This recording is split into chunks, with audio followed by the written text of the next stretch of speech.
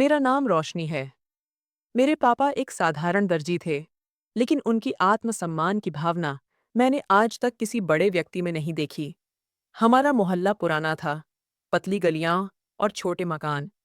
हम 3 कमरों के घर में रहते थे, जिसे चाची अक्सर एहसान का घर कहकर याद दिलाती थीं। वे बार बार कहतीं, अगर हम न होते तो तुम लोग सड़क पर होते। बचपन से ही मैंने उनकी बातों में जहर महसूस किया, लेकिन पापा कभी जवाब नहीं देते थे।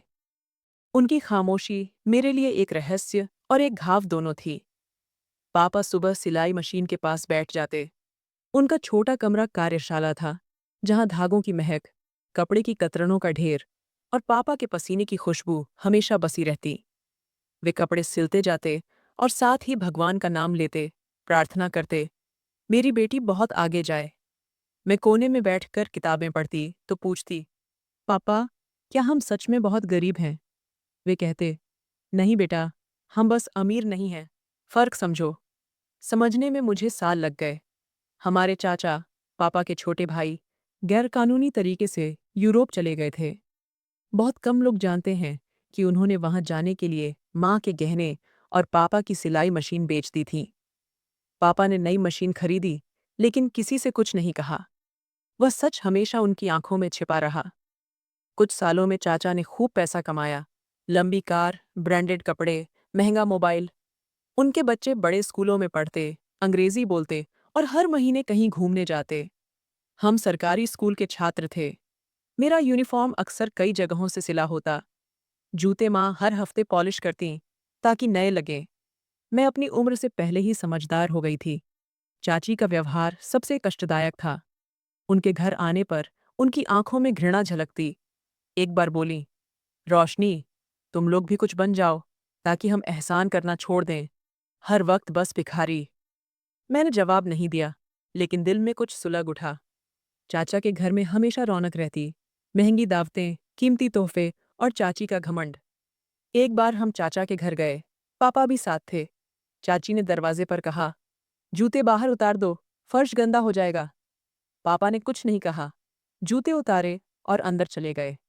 वह दिन मेरे दिल में कील की तरह चुभ गया। उसी दिन मैंने वादा किया, एक दिन मैं ऐसा मुकाम हासिल करूंगी जहां ये लोग मेरे दरवाजे पर जूते उतारेंगे। मैं रातों को जाग कर पढ़ती, दिए की लौ कम पड़ती तो खुद को रोशनी बना लेती। माँ सोते वक्त मेरे सिर पर हाथ फेरती और कहती, भगवान तुम्हें कामयाब करें ताकि तुम्हारे पापा सर उठाकर जी सकें। ये आशीर्वाद मेरा लक्ष्य बन गया। कई बार हार मानने को जी चाहा, लेकिन पापा की मौन बलिदान मुझे थाम लेते। चाचा का दिखावा, चाची की बेइज्जती, स्कूल के दोस्तों का मजाक, सब झेला, लेकिन सपने नहीं छोड़े। माँ की सबसे बड़ी चिंता बिजली का बिल नहीं, बल्कि चाची के ताने थे। अपने बच्चों को संभालो, हर वक्त हमारे बच्चों की चीजों पर नजर रखते हो। तुम भिखारी हो, भिखारी ही रहोगे। एक दिन चाची ने पापा के सामने यह कहा, जब मैं और मेरी छोटी बहन उनके बच्चों के साथ टीवी देख रहे थे। पापा ने सिर झुका लिया। मैंने बहन का हाथ पकड़ा और वहां से उठ गई। समझ गई थी, ये जगह हमारे लिए नहीं, न दिल में न घर में। पापा हर त्योहार पर चाची के घर कुछ न कुछ देकर आते, फल या सिले कपड़े। मैंने पूछा, पापा, वे हमें बेइज्जत करते हैं, फिर आप क्यों जाते हैं? वे बोले, रिश्ते पैसे से नहीं, फर्ज से निभाए जाते हैं।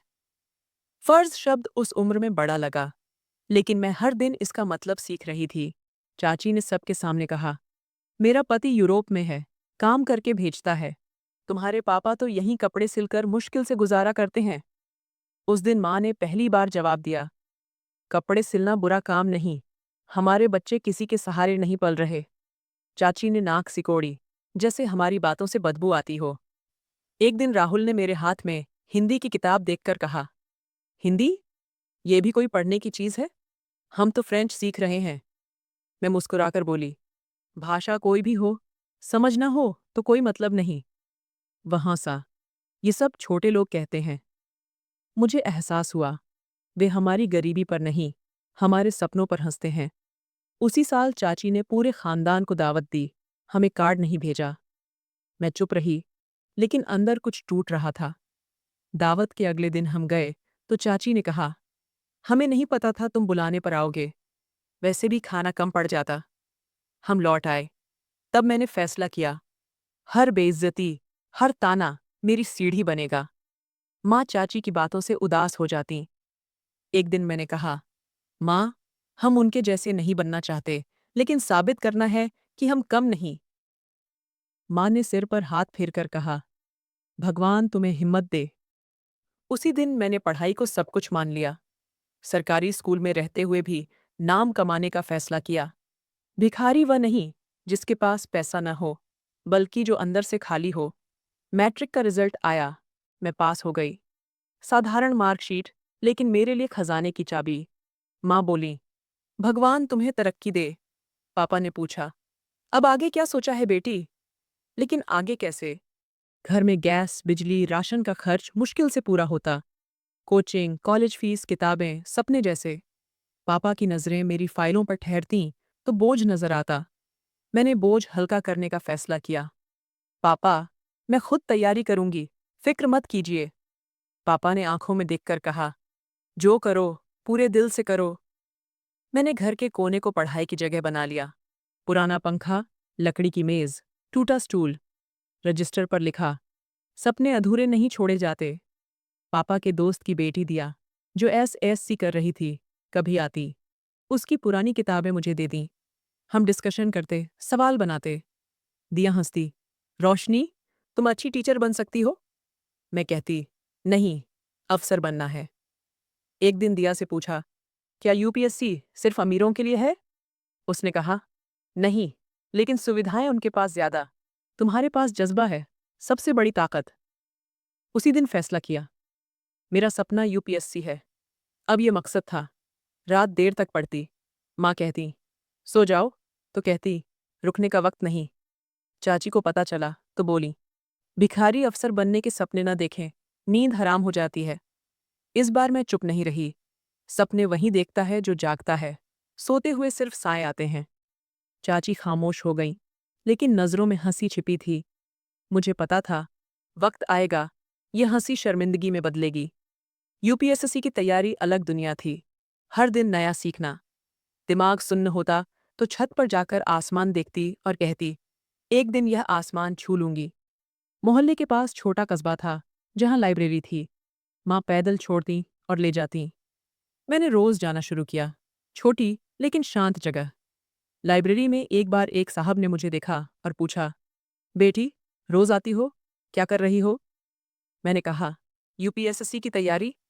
वे बोले, हिम्मत है तुम में। मैं रिटायर्ड प्रोफेसर हूँ। अगर कभी कुछ समझ न आए तो पूछ लेना। ऐसे छोटे छोटे लोग मेरे सफ़र के बड़े मददगार बन गए। फिर मैंने रोज एक आदत बना ली। हर दिन एक छोटा लक्ष्य तय करती और उसे पूरा करती। कभी अंग्रेजी का नया शब्द, कभी करंट न्यूज़ की जानकारी। पापा कभी कभी मेरे नोट्स देखते और नज़रें फेर लेते। मैं जानती थी कि वे गर्व महसूस करते हैं, लेकिन जाहिर नहीं करते। एक दिन मैंने कहा, पापा, जब मैं अफसर बन जाऊंगी तो सबसे पहले आपके लिए नई और मॉडर्न सिलाई मशीन खरीदूंगी। वे मुस्कुराए, मुझे मशीन नहीं चाहिए, बस मेरी बेटी अपनी मंजिल पर पहुंचे। उस पल मुझे एहसास हुआ कि पापा मेरी कामयाबी से ज्यादा मेरे इरादे से खुश हैं। यही इरादा मेरी असली ताकत था। अब मैं सिर्फ एग्जाम की तैयारी नहीं कर रही थी, बल्कि अपने पूरे वजूद को सपने के मुताबिक ढाल रही थी। मैं एक आम दर्जी की बेटी थी, लेकिन मेरे अंदर एक अलग हिम्मत जाग चुकी थी, और एक दिन ये हिम्मत दुनिया के सामने आने वाली थी। दिया के साथ पढ़ाई जोर शोर से चल रही थी। रोजाना समय से लाइब्रेरी पहुंचकर अपना टारगेट पूरा करना मेरी जिंदगी का जरूरी हिस्सा बन चुका था। मैं हर दिन कुछ नया सीखती, हर हफ्ते एक नए चैप्टर पर खुद का टेस्ट लेती, जैसे कोई मुकाबला मेरे और वक्त के बीच चल रहा हो। दिया के पास टच मोबाइल था। उसके घर के हालात बेहतर थे, वहाँ वाईफाई भी। मैंने पापा से इजाज़त ली और दिया के घर जाकर इंटरनेट से सामग्री निकालकर पढ़ना शुरू कर दिया। जनरल नॉलेज, करंट अफेयर्स और सब्जेक्ट्स के नोट्स। वह 1 घंटा मेरे दिन का सबसे कीमती वक्त होता। दिया ने मेरे इस सफ़र में बहुत मदद की। मैं वापस आकर रात को नोट्स की कॉपियाँ खुद बनाती। माँ कई बार कहती, बेटा, थक गई होगी, थोड़ा आराम कर लो। मेरा जवाब होता, अगर आज आराम किया तो पूरी जिंदगी आराम से रह पाऊंगी। चाची की जुबान दिन ब दिन तेज होती जा रही थी। एक दिन पापा कपड़े देने गए तो वापस आते हुए उनके चेहरे पर अजीब सी खामोशी थी। मैंने कुछ नहीं पूछा, लेकिन शाम को चाची की आवाज़ गली में गूंजी। हमें तो यूरोप में बैठे पति ने सारी सुविधाएं दी हैं, और एक वह भाई है जो अब तक मोहल्ले की गली में सिलाई मशीन चलाता है। पापा दरवाजे के पास बैठे थे। उन्होंने सिर्फ नज़र झुका ली। मैं चुप रही, लेकिन दिल में कुछ झुकने की बजाय उठ खड़ा हुआ। मैं अभी यह सब सहने वाली नहीं थी। एक दिन चाचा की बेटी वैशाली मेरे पास आई और बोली, माँ कह रही थी कि तुम किताबें लेकर लाइब्रेरी जाती हो। वहाँ क्या करती हो? कोई काम धंधा क्यों नहीं कर लेती? तुम जैसे लोग तो घर में बर्तन धोने के काम आते हैं। मैंने कहा, मैं बर्तन भी धो लूंगी और तुम्हारी सोच भी धो दूंगी, वक्त आने पर। वह हंसने लगी। मेरी सोच नहीं, ये सच्चाई है तुम्हारी। तुम लोग जितना मर्जी पढ़ लो, फर्क नहीं पड़ेगा। कुछ लोग हमेशा नीचे ही रहते हैं। मैंने दरवाज़ा बंद कर दिया। कुछ बातों का जवाब वक्त पर छोड़ देना बेहतर होता है। इस बात के बाद मैंने पढ़ने का समय और बढ़ा दिया। देर रात तक जागना, सुबह जल्दी उठना और दिन में काम में हाथ बटाना। मैं वक्त का एक पल भी बर्बाद नहीं करती। माँ कभी कभी कहती, बेटा, तुम बहुत थक जाती होगी। मैं कहती, मैं अब खुद को नहीं, सबको साबित कर देना चाहती हूँ। मोहल्ले की औरतें भी अब चाची की बातों से सहमत होने लगी थीं। कोई पीठ पीछे कहती, दर्जी की बेटी तो अब अफसर बनने चली है। कोई हंसकर कहती, अफसर बनेगी? सपने देखने की भी एक हद होती है। मैंने मन ही मन कहा, ये लोग हमारे बारे में बातें करते हैं। माँ ने कहा, लोग तो भगवान तक को नहीं छोड़ते। तुम तो इंसान हो, तुम बस अपनी मेहनत जारी रखो। एक दिन चाची कहने लगीं, ये सब किताबें और नोट्स देखकर तुम्हें क्या लगता है कि सरकार तुम्हें अफसर बनाएगी? तुम्हारे जैसे लोग तो फाइलें उठाने के भी काबिल नहीं होते। पापा वहीं बैठे थे। मैंने उनकी तरफ देखा। उन्होंने आंखें बंद कर लीं, जैसे सब कुछ सह लेना उनकी आदत बन चुकी हो। रात को मैंने पापा से पूछा, आप जवाब क्यों नहीं देते? उन्होंने धीरे से कहा, बेटा, जवाब से आवाज़ ऊंची होती है, मुकाम नहीं, और मुझे तुम पर यकीन है। ये पहली बार था जब पापा ने खुलकर कहा कि उन्हें मुझ पर भरोसा है। मुझे लगा जैसे किसी ने मेरे हाथ में नई मिसाल दे दी हो। मैं जानती थी कि मुझे पीछे नहीं हटना। जब मैंने यूपीएसएससी का फॉर्म प्रिंट करवाया तो पहली बार पापा ने मुझसे पूछा, तो क्या लगता है, तुम कर लोगी? मैंने कहा, नहीं, मुझे पूरा भरोसा है। पापा ने वह कागज पकड़ा और देर तक देखा, फिर धीरे से कहा, जब तुम पैदा हुई थी तो मैंने यह सोचा भी नहीं था। शायद भगवान ने तुम्हें हमारी किस्मत बदलने के लिए भेजा है। मैंने सोचा, किस्मत शायद पहले से लिखी होती है, लेकिन जो खुद लिखना जान ले, वह उसे भी बदल सकता है। अब सपना सिर्फ मकसद नहीं रहा था, वह मेरे अंदर जलती आग बन चुकी थी, जिससे मेरी खामोशी भी जलने लगी थी। अब ये आग एक दिन सबको जलाने वाली थी। ये खामोशी लोग सिर्फ सुनते नहीं, एक दिन तारीफ भी लिखते हैं। कुछ दिनों बाद मैंने फैसला कर लिया कि अब यह मोहल्ला, गलियाम और ताने मेरे मकसद की राह में रुकावट बन रहे हैं। मैंने सोच लिया कि अगला कदम शहर होगा, जहां एग्ज़ाम की तैयारी के लिए अच्छा माहौल, किताबें और खुद को साबित करने का मौका होगा। मैंने पापा से बात की, मुझे शहर जाना है, वहाँ एकेडमी भी है और तैयारी का माहौल भी। पापा ने कुछ देर खामोशी से सोचा, फिर बोले, अकेली जाओगी? नहीं, आप और माँ भी मेरे साथ होंगे। रहोगी कहाँ और खर्चा कैसे चलेगा? एक छोटा सा फ्लैट ढूंढा है, मैं ट्यूशन पढ़ा लूंगी। कुछ पैसे मैंने पुराने गुल्लक में जमा किए थे, बचपन से, वही तोड़कर निकालूंगी। पापा ने मेरी तरफ देखा और पहली बार मेरी बात पर तुरंत हाँ कह दी। शायद वे भी अब उस माहौल से थक चुके थे। उनके पास एक पुरानी सिलाई मशीन पड़ी थी, उन्होंने वह भी बेच दी। मेरी चाची को जब पता चला तो वह दरवाजे पर खड़ी हो गई। कहाँ जा रहे हो? पापा ने जवाब दिया, शहर जा रहे हैं, कुछ समय के लिए। वह हंसने लगीं। क्या करोगे? शायद जाकर कोई सिफारिश है, या बस सपनों के पीछे भागने जा रहे हो? हम कुछ नहीं बोले। पापा ने सामान उठाया और पीछे मुड़े बिना हम बाहर निकल गए। मैं जानती थी कि वह दरवाजे पर खड़ी हमारा फर्ज नहीं, हमारे सपनों का मजाक उड़ा रही है। मगर एक वक्त आएगा जब वह सब समझ जाएंगी। शहर आकर सब कुछ नया लगा। शोर वाली सड़कें, अजनबी चेहरे और अनगिनत बिल्डिंग्स।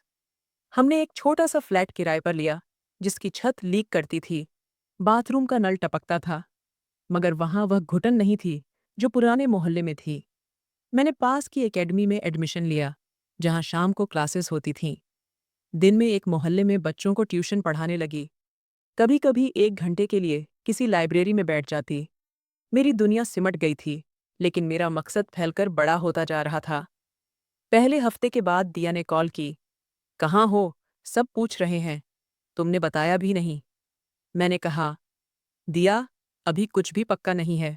जब होगा सबको खुद पता चल जाएगा। शहर में कोई नहीं जानता था कि मैं कौन हूँ, किस परिवार से, कहाँ से आई हूँ। मैंने खुद को वक्त के हवाले कर दिया और फैसला किया कि अब सिर्फ मेरा रिजल्ट बोलेगा। पढ़ाई का माहौल वाकई अलग था।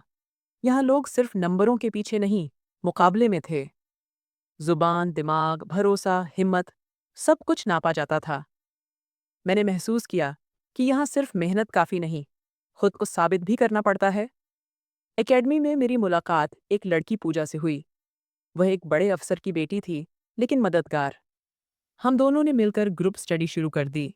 एक दिन मैंने कहा, तुम्हें यह सब कुछ हासिल है, तो फिर भी इतनी मेहनत क्यों? वह हंसकर बोली, क्योंकि मुकाबला सिफारिश से नहीं, तैयारी से जीता जाता है। पूजा ने मेरे नोट्स देखे तो बोली, तुम तो प्रोफेशनल तरीके से पढ़ रही हो, लगता है तुम खुद किसी एकेडमी की टीचर हो। मैंने कहा, नहीं, बस पढ़ना सीख लिया है। मैंने माँ और पापा के लिए एक रूटीन बनाया। सुबह नाश्ता खुद बनाती, उनके लिए दवाई लाती और शाम को कभी कभी पार्क ले जाती। माँ अक्सर कहती, शहर तुम्हें बदल तो नहीं देगा? मैं कहती, नहीं माँ, ये शहर मुझे वही बना रहा है जो मैं बचपन से बनना चाहती थी। एक दिन पापा बाहर बैठे अपनी सिलाई मशीन ठीक कर रहे थे। मैंने पूछा, पापा, यहाँ किसके लिए कपड़े सिल रहे हैं? उन्होंने कहा, मोहल्ले की एक आंटी ने कहा है कि उनके घर में शादी है और सिलाई वाला वक्त पर काम नहीं कर रहा। सोचा, कुछ हाथ में आ जाएगा। मैं मुस्कुराकर कहा, बस, अब थोड़ा और वक्त है, फिर आप सिर्फ सिलाई नहीं, फ़क्र का काम करेंगे। मेरे कमरे की दीवार पर इंडिया का बड़ा नक्शा चिपका था। मैं हर राज्य को अलग अलग मार्क करती, वहाँ की पॉलिटिक्स, इकोनॉमी, सब कुछ जानने की कोशिश करती। कभी कभी माँ कहती, इतनी किताबें, इतनी बातें, सब तुम्हारे दिमाग में कैसे आ जाती हैं? मैं कहती, मेरे अंदर बहुत जगह है माँ, बस कामयाबी आने की देर है। मोहल्ले वालों को कुछ पता नहीं था कि हम कहाँ गए। जो हर वक्त कुछ न कुछ पूछते थे, अब सिर्फ खामोशी से तरह तरह के कयास लगाते। दिया ने एक बार कॉल करके कहा, तुम्हारी चाची ने सबको बताया कि तुम्हारे पापा ने कर्ज की वजह से मोहल्ला छोड़ा और शहर चले गए। मैंने कहा, सही कहा उन्होंने। बस, कर्ज पैसों का नहीं, इज्जत का है, और मैं वह उतारने गई हूँ। अब मेरा दिन पढ़ाई, ट्यूशन और खुद को बेहतर बनाने में गुजरता। माँ और पापा की आंखों में मैं वह सुकून देखती जो बरसों से गायब था। शहर में रहते हुए 6 महीने हो चुके थे। तैयारी की रफ्तार बेहतर हो रही थी और पापा माँ भी नए माहौल से कुछ हद तक सहज हो चुके थे। मोहल्ले में 2-3 औरतों ने पापा को मामूली काम देना शुरू किया था और मेरे ट्यूशन से घर का खर्च निकलने लगा। सुकून था, मगर एक दिन ऐसा आया कि सारा सुकून जैसे किसी आवाज के बिना बिखर गया। उस सुबह मैं नोट्स पूरे कर रही थी जब पापा को फोन आया। नंबर देखकर उनकी आंखों में हल्की हैरत दिखी। ये विजय का नंबर है। सालों बाद मेरे भाई को याद आया। विजय यानी मेरे चाचा। फोन पर 2 मिनट की बात हुई, बस सिर हिलाना और अच्छा, बधाई हो जैसी बातें। फोन रखकर पापा चुप हो गए। मैंने पूछा, क्या हुआ? उन्होंने कहा, राहुल असिस्टेंट कमिश्नर बन गया है। इसी खुशी में आज दावत है, पूरे खानदान को बुलाया है। मैंने तुरंत पूछा, और हमें? पापा ने नजरें चुराते हुए कहा, नहीं, हमें नहीं बुलाया। शायद हम परिवार की गिनती में नहीं आते। कमरे में खामोशी छा गई, लेकिन उस दिन कुछ बदला था। पापा के चेहरे पर वह हमेशा वाली संजीदगी नहीं, खालीपन था, जैसे कोई दरवाजा बंद हो गया हो। शाम को जब माँ खाने के लिए बुलाने आई, तो पापा आंगन में खामोश बैठे आसमान देख रहे थे। मैंने आवाज दी, खाना ठंडा हो रहा है। उन्होंने धीरे से कहा, राहुल को बचपन में मैंने पढ़ने के लिए पहला बैग दिलाया था। विजय तो तब देश से बाहर जाने की तैयारी में लगा था। वैशाली के दाखिले के वक्त भी पैसे कम पड़े थे। तब भी मैंने अपने सारे खर्च छोड़कर उनका काम पहले पूरा किया। शायद मुझे उनसे कोई उम्मीद नहीं रखनी चाहिए थी। मैं उनके पास बैठकर बोली, पापा, आपने जो किया वह आपका फर्ज था। उनके नीचे जमीन की कीमत आप क्यों अदा कर रहे हैं? उन्होंने धीरे से कहा, बेटी, रिश्ते निभाते रहो, चाहे दूसरा पहचाने या न पहचाने। बस कभी कभी दिल थक जाता है। अगले दिन दावत की तस्वीरें सोशल मीडिया पर आने लगीं। राहुल सूट में, गले में फूलों का हार, बैकग्राउंड में बड़े बैनर पर welcome assistant commissioner Rahul sir लिखा था। परिवार के सब लोग थे, ताऊ, फूफा, सारे कजिन्स, जिन्हें सालों से मैंने किसी प्रोग्राम में भी नहीं देखा था। बस हम वहां नहीं थे। दिया ने मैसेज किया, तुम्हें नहीं बुलाया, सब तुम्हारे बारे में बात कर रहे थे। मैंने जवाब नहीं दिया। हम सिर्फ कामयाबी की दावत में नहीं आते, हम वक्त आने पर अपनी कहानी लेकर आते हैं। उस रात मैं देर तक जागती रही। बर्तन धोते वक्त माँ बार बार हाथ रगड़ती जा रही थीं, जैसे कुछ मिटाने की कोशिश कर रही हों। मैं पास जाकर बोली, क्या हुआ माँ? कुछ नहीं, बस सोच रही हूँ, अगर हम होते तो क्या बिगाड़ लेते? एक प्लेट खाने से किसी की इज्जत कम तो नहीं होती, मगर उनकी इज्जत शायद छोटी पड़ जाती। मैंने उनके हाथ से बर्तन ले लिए। माँ, एक दिन ऐसा आएगा जब ये सब लोग हमारे दरवाजे पर आएंगे, बिना दावत के। पापा ने एक हफ्ते तक कोई बात नहीं की, ना चाचा के बारे में, ना राहुल के। बस रोज सिलाई करते और शाम को चाय के साथ अखबार पढ़ते। मैंने महसूस किया कि वे खबरें कम और खुद को ज्यादा पढ़ रहे थे। एक दिन मैंने उनके सामने अखबार रखकर पूछा, पापा, अगर मैं इस अखबार में एक दिन अपनी तस्वीर के साथ खबर बन जाऊं, तो कैसा लगेगा? उन्होंने कुछ देर मेरी तरफ देखा, फिर धीरे से बोले, तब मैं यह अखबार हमेशा संभाल कर रखूंगा, पूरी जिंदगी भर के लिए। ये मेरे हिस्से की खुशी मेरे पास सुरक्षित रहेगी। मैं जानती थी कि अब ये मेरे एग्जाम का वक्त है, सिर्फ यूपीएससी का नहीं, बल्कि हर उस जख्म को मरहम बनाने का भी, जो राहुल की कामयाबी और हमारी बेइज्जती ने दिया था। एक हफ्ते बाद मैं एकेडमी से वापस आ रही थी। रास्ते में मुझे राहुल और चाची की आवाज़ सुनाई दी। वे मार्केट में खड़े किसी से बात कर रहे थे। हमारे परिवार में कोई मुकाबला नहीं कर सकता। अब तो सब लोगों को गांव में समझ जाना चाहिए कि हम कहाँ खड़े हैं। मेरे कदम रुक गए। मैंने खुद को संभाला और आगे बढ़ गई। उनकी बातें उनके इरादे को साफ बता रही थीं। मैंने दिल में सोचा, मुकाबला यही है, वक्त और घमंड के बीच। दावत के कई दिन गुजर चुके थे, लेकिन घर में खामोशी थी। पापा उदास थे, पहले जैसे नहीं रहे। काम करते करते अक्सर रुक जाते, जैसे कुछ याद आ रहा हो। अखबार पढ़ते वक्त कभी पन्ने पलटना भूल जाते। माँ ने एक दिन मुझे पुकारा, पापा कुछ बदले बदले लगते हैं, पहले जैसे बात भी नहीं करते। मैंने कहा, मैं जानती हूँ माँ, वो दावत वाला जख्म हल्का नहीं हुआ। मैंने तय कर लिया, अगर दोबारा किसी प्रोग्राम में हमारा नाम नहीं आया, तो इस बार हम खुद जाएंगे। इस बार मैं तमाशा नहीं बनूंगी। मैं अपने कमरे में आकर किताबें समेटने लगी। सब कुछ बदल गया था। वही नोट्स, वही कलम। अब उनकी अहमियत बदल चुकी थी।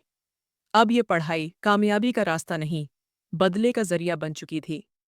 बदला किसी इंसान से नहीं, बल्कि उस सोच से जो सालों से हमारी इज्जत रौंदती जा रही थी। मेरी लगन अब और बढ़ रही थी। अगले दिन मैं पापा के पास गई और कहा, मैं अपनी तैयारी में कोई डील नहीं दूंगी, लेकिन आपको भी वादा करना होगा कि आप हार नहीं मानेंगे। उन्होंने मेरी तरफ देखा और बोले, मैं बस थक गया हूँ, हारा नहीं हूँ। ठीक है पापा, तो अब मेरी बारी। आप आराम करें और मुझे आगे बढ़ने दें। उसी दिन मैंने अपना रूटीन बदला। सिलेबस को हटाकर जमीन में गहराई लानी शुरू की। रोज नई खबरें पढ़ने का वक्त तय किया। मेरा ध्यान अब कामयाबी के नंबर नहीं, बल्कि उस मुकाम के सामान पर था। पूजा, जो एकेडमी में मेरा साथ देती थी, एक दिन बोली, तुम्हारे चेहरे पर कुछ बदल गया है, तुम पहले से ज्यादा गंभीर हो गई हो। मैंने कहा, पढ़ाई अब मेरे लिए जाती हो गई है। वक्त ऐसे ही गुजरता गया। फिर मेरे यूपीएससी के पेपर्स का वक्त आया। मैंने हर पेपर की तैयारी दिन रात मेहनत से की।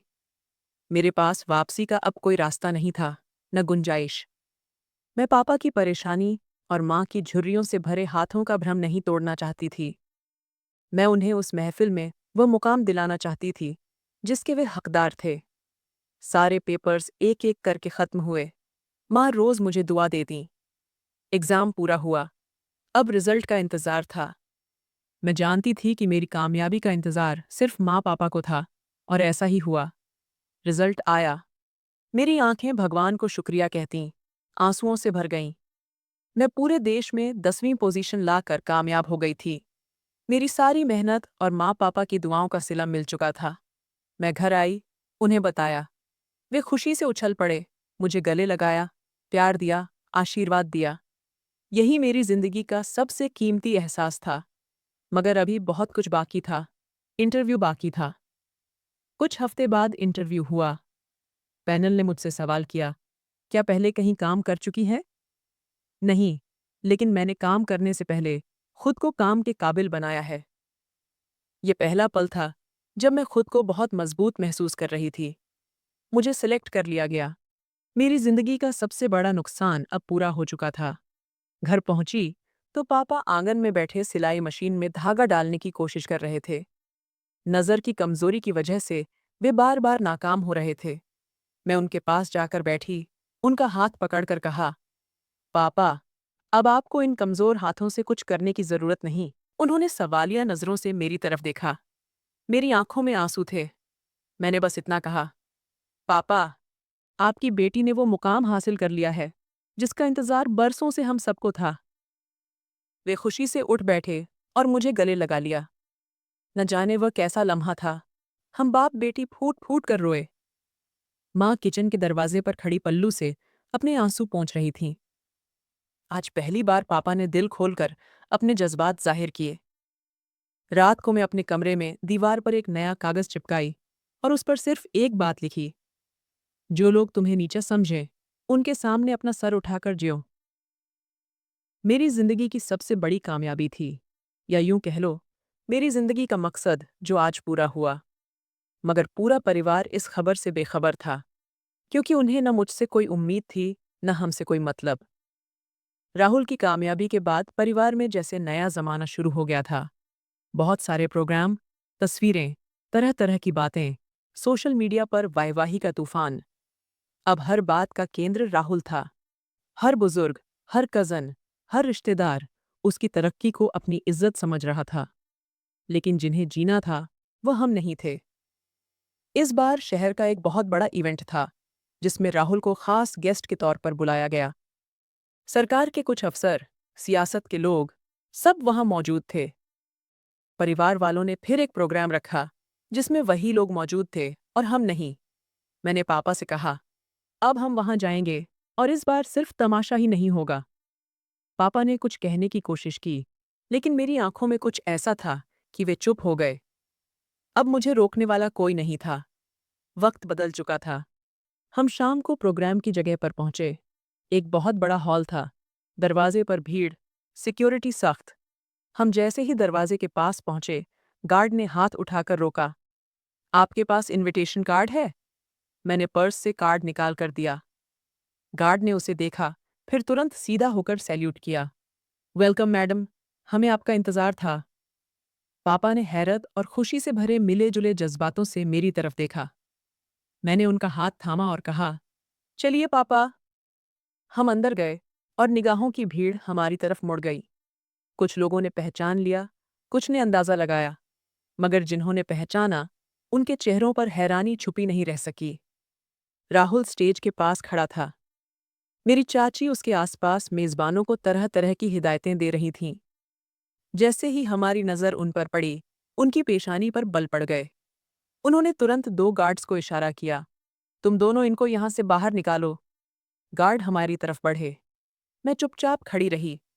पापा ने कदम पीछे हटाया, मगर मैं अपनी जगह जमी रही। जैसे ही गार्ड पास आया, उनमें से एक ने मुझे पहचान लिया। वह रुक गया, नज़र झुकी और तेज आवाज में कहा, मैडम, आप यहाँ? हमें तो जानकारी नहीं दी गई थी कि आप आएंगी। दूसरे गार्ड ने भी तुरंत सैल्यूट किया। हमें आपका स्वागत करने के लिए कहा गया था। डिप्टी कमिश्नर राहुल के चेहरे का रंग उड़ गया। मेरी चाची का मुंह खुला का खुला रह गया। पूरा हॉल जैसे सांस लेना भूल गया। जो लम्हा उनके लिए मामूली समझा गया था, वह हमारे लिए पहचान का धमाका बन चुका था। ये क्या बकवास है? सिक्योरिटी ऑफिसर ने गंभीर लहजे में कहा। सर, ये कमिश्नर मैडम हैं। हमें उनकी सुरक्षा के इंस्ट्रक्शंस मिले हैं। खानदान के बुजुर्गों ने नजरें नीचे कर लीं। दूसरी तरफ कजिन्स की निगाहें बार बार मुझ पर और फिर राहुल पर जा रही थीं।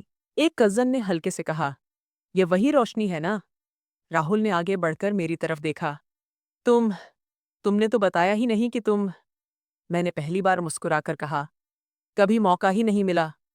मेरी चाची ने तुरंत ताना कसा, ये सब झूठ है।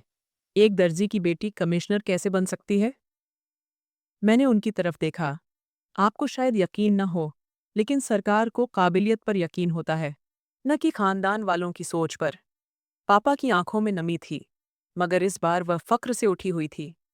वे बार बार मेरी तरफ देख रहे थे, जैसे यकीन करने की कोशिश कर रहे हों कि यह उनकी ही बेटी है। एक उम्र के जख्म एक लम्हे की पहचान में भर गए थे। राहुल ने हाथ जोड़ने की कोशिश की। अगर यह सब सच है, तो तुमने पहले क्यों नहीं बताया? मैंने कहा, क्योंकि जब पहचान खुद बोलती है, तो उसके इंट्रोडक्शन की जरूरत नहीं रहती। पूरे हॉल में अब बातें हो रही थीं। कोई कह रहा था, ऐसी तो कभी नजर ही नहीं आती थी, और अब कमिश्नर? कोई हैरत में था। यही वह सुरेश है ना, जिन्हें दावत में कभी बुलाया नहीं गया? मेरी चाची पापा की तरफ देखकर कहने लगीं, भैया, हमसे गलती हो गई। हम नहीं जानते थे कि आपकी बेटी। पापा ने उनकी बात काट दी। आपने कभी जानने की कोशिश ही नहीं की। मुझे अंदाजा हो चुका था। अब यह खेल सिर्फ खानदान के बड़े बड़े प्रोग्राम का नहीं रहा था। अब यह एक सामाजिक मंजर बन चुका था। ये वह मुकाम था जहां मेरे सपनों की मेहनत ने मुझे खड़ा किया था, और जहां मेरी चाची के तानों का वजन खुद उनके कंधों पर आ चुका था। मैंने पापा का हाथ पकड़ा। हम यहाँ से जा सकते हैं। हम जो लेने आए थे, वह हम हासिल कर चुके हैं। पापा ने धीरे से कहा, तुमने मुझे वह इज्जत दी है जो सारी उम्र मैं खुद को नहीं दे सका। ये लम्हा मेरे लिए वह निशान बन गया था जो किसी ने भी मुझे नहीं दिया, बल्कि मेरे इरादे ने खुद तलाशा था।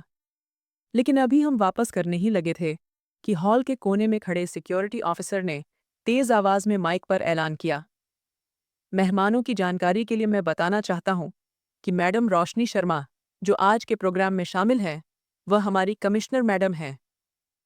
कुछ लम्हों के लिए पूरा हॉल जैसे जम गया। जो लोग अपनी सीटों पर बैठे थे, खड़े हो गए। जो खड़े थे, उनके कदम जैसे जमीन में गड़ गए। कमिश्नर! इस शब्द की गूंज में मेरी चाची की सारी आवाजें, सारे ताने दफन हो गए। राहुल ने नजरें नीचे कर लीं।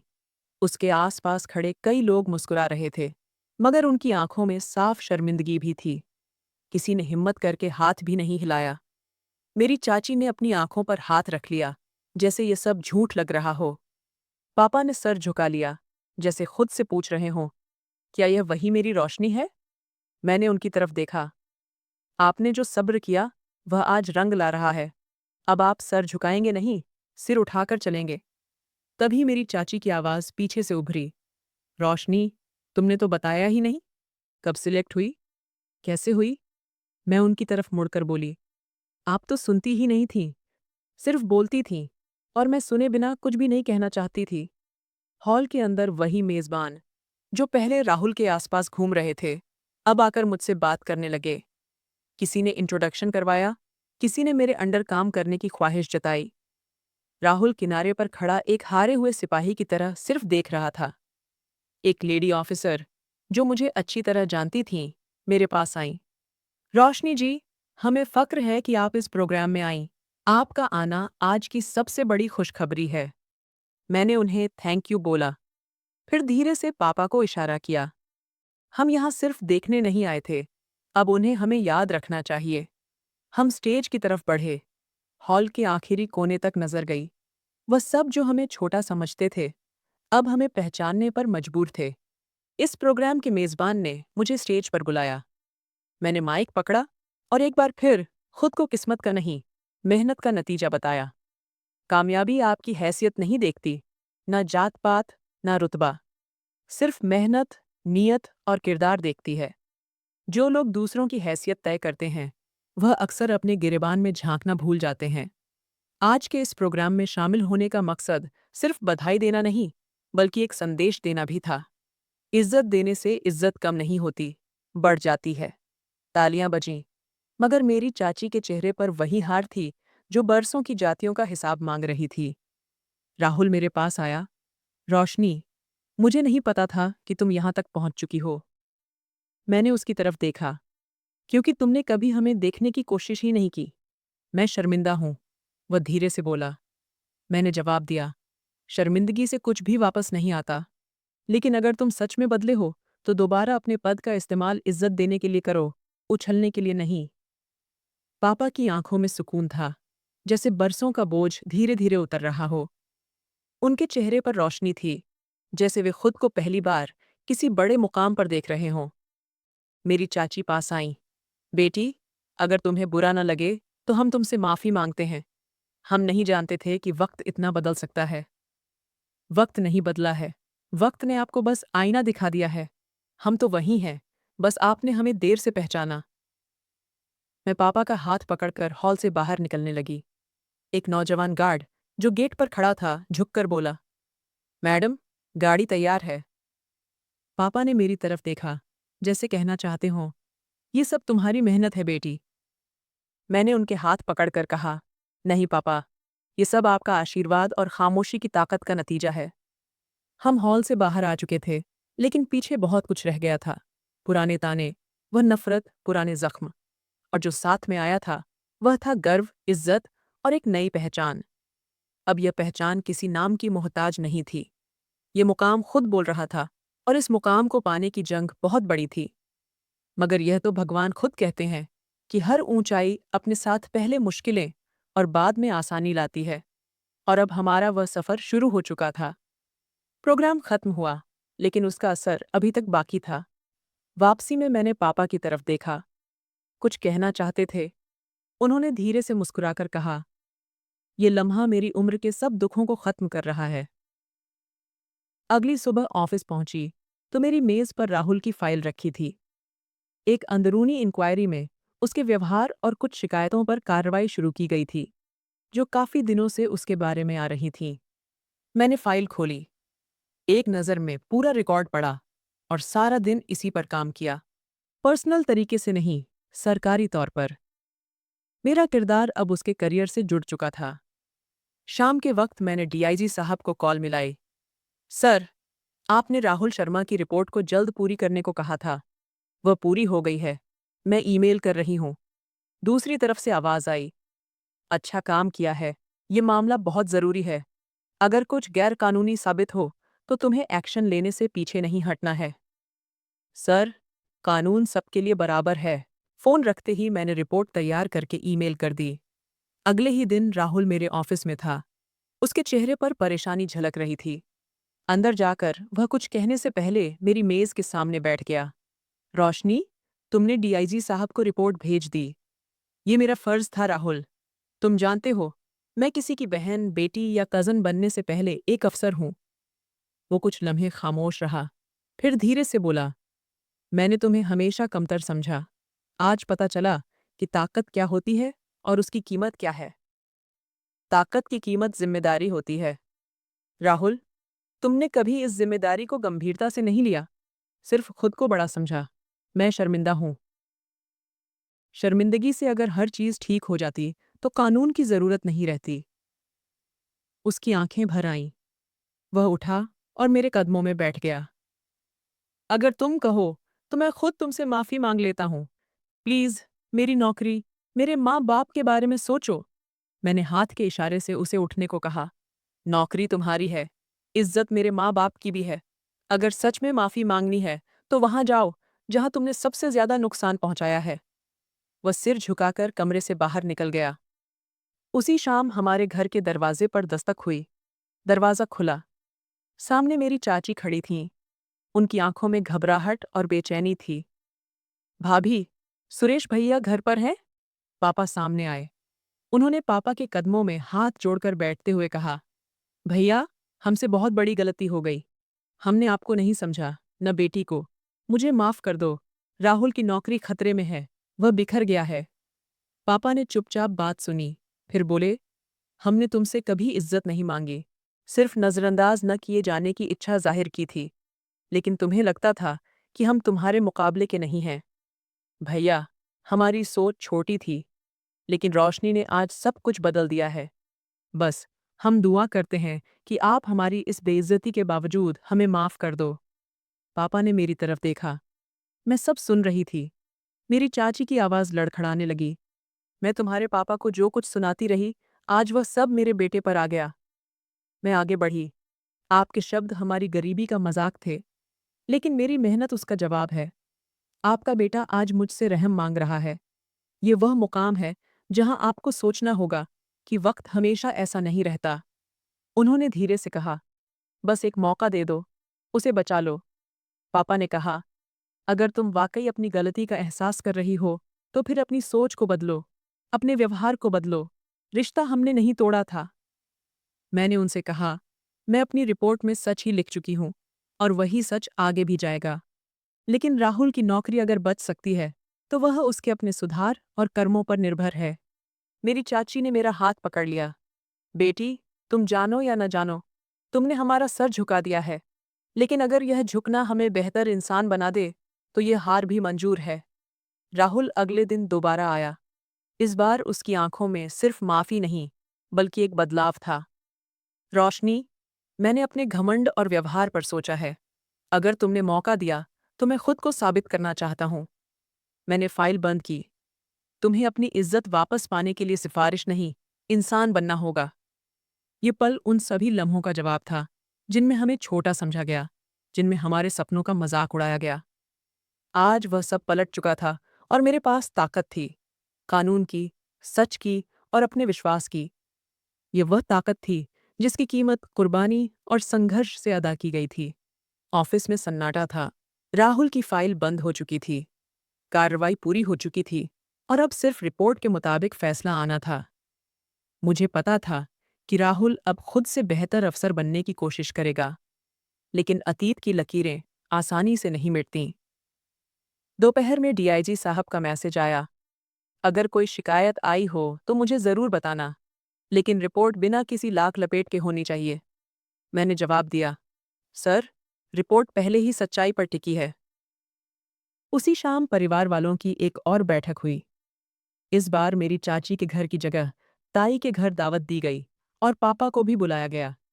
ये वही लोग थे जिन्हें बरसों हमारी मौजूदगी से भी चिढ़ थी। अब वे इज्जत से बुलाते थे, मुस्कुराकर हालचाल लेते थे, इज्जत से बिठाते, नाश्ता पेश करते। पापा ने कहा, रोशनी, हमें चलना चाहिए। हम वहां पहुंचे तो सबने गर्मजोशी से हमारा स्वागत किया। वही लोग जिनके लहजे में कभी जहर भरा था, अब मिठास में डूबे थे। कुछ रिश्तेदारों ने सिर झुकाकर कहा, हमें अफसोस है, हमने वक्त पर तुम लोगों की कदर नहीं की। मेरी चाची पास आईं। रोशनी बेटी, तुमने बहुत बड़ा काम किया है। मैं तुम पर गर्व करती हूँ। मैंने कहा, गर्व इस बात पर होना चाहिए कि आपने अपना व्यवहार बदला। सब लोग चुप हो गए। मैंने सबकी तरफ देखा। राहुल की रिपोर्ट सच्चाई पर टिकी है। वह मैंने जमा करवा दी है। मैंने कुछ भी नहीं छुपाया है, और न ही कुछ बड़ा चढ़ाकर लिखा है। राहुल ने सिर झुकाकर बैठा था। रिपोर्ट तो सच है, गलत तो सिर्फ तुम्हारे दिल में था। पापा ने तुरंत बात संभाली। हम सब इंसान हैं, गलती हम सबसे होती है, लेकिन जो वक्त गुजर चुका है, उसका हिसाब किताब माफी से ठीक किया जा सकता है। पापा की बात ने सब पर असर छोड़ा। मैंने अपनी बात जारी रखी। अब अगर किसी ने किसी रिश्तेदार को, किसी कमजोरी को, किसी गरीब को गिरा हुआ समझा, तो वह सिर्फ अपनी इज्जत खोएगा। मैं इस परिवार का हिस्सा हूं, लेकिन अब मैं एक सरकारी अफसर भी हूं। अगली बार कोई गलती हुई तो सिर्फ रिश्तेदारी नहीं, नौकरी भी जाएगी। राहुल ने सिर उठाया। मैं वादा करता हूं, अब कभी किसी के साथ वैसा व्यवहार नहीं होगा जैसा हमने किया। मेरी चाची ने पापा की तरफ देखा। भैया, माफ कर दीजिए हमें। हमने जो किया वह बहुत गलत था। हमारा घमंड था, लेकिन आपकी बेटी ने हमें सबक सिखा दिया है। पापा ने धीरे से कहा, मैंने अपनी औलाद की ऐसी परवरिश नहीं की कि वह बदला ले। मेरी बेटी ने जो इज्जत कमाई है, वह मेरे लिए काफ़ी है। मैं सबको माफ़ करता हूँ। ताऊ, जो हमेशा चाचा के साथ खड़े होते थे, उन्होंने आगे बढ़कर पापा से हाथ मिलाया। हमें तुम पर गर्व है सुरेश। तुमने अपनी बेटी को वह परवरिश दी, जो हमें कभी समझ में नहीं आई। अब कमरे का माहौल बदल चुका था। हर तरफ मेरी ही बातें थीं। हर नज़र पापा पर नहीं, मुझ पर थी। मैंने कहा, ये कामयाबी मेरी नहीं, मेरे पापा की हिम्मत का नतीजा है। गरीबी कोई गुनाह नहीं होती, मगर घमंड करना ज़रूर होता है। ये बात कहकर मैं बाहर आई और सोचने लगी। अब वह दर्जी, जो बरसों तक दरवाजे पर खड़े-खड़े सुनता रहा, इज्जत से सर उठाकर अंदर आया था। और मैं अब सिर्फ किसी की बेटी नहीं, अपनी पहचान की मालकिन बन चुकी थी। अब हर दावत में हमारा नाम पहले दर्जे पर होता। हर प्रोग्राम में हमें खास इज्जत दी जाती। लेकिन मेरे अंदर वही जज्बा कायम रहा। अगर कभी मेरे किसी फैसले से किसी गरीब का सिर झुका, तो मेरा कुर्सी पर बैठना बेकार है। उस दिन के बाद पापा जब भी अपनी पुरानी सिलाई मशीन को देखते, कहते, ये मशीन तो पुरानी हो गई, लेकिन इस पर बैठने वाले की बेटी अब इस देश की उम्मीद है। और मैं उनसे कहती, नहीं पापा, यही तो मेरे इरादों को मजबूत करने वाली पहली ईंट थी। तो दोस्तों, यह थी आज की कहानी। आपको ये कहानी कैसी लगी? हमें कमेंट करके ज़रूर बताएं और साथ ही चैनल को सब्सक्राइब करें।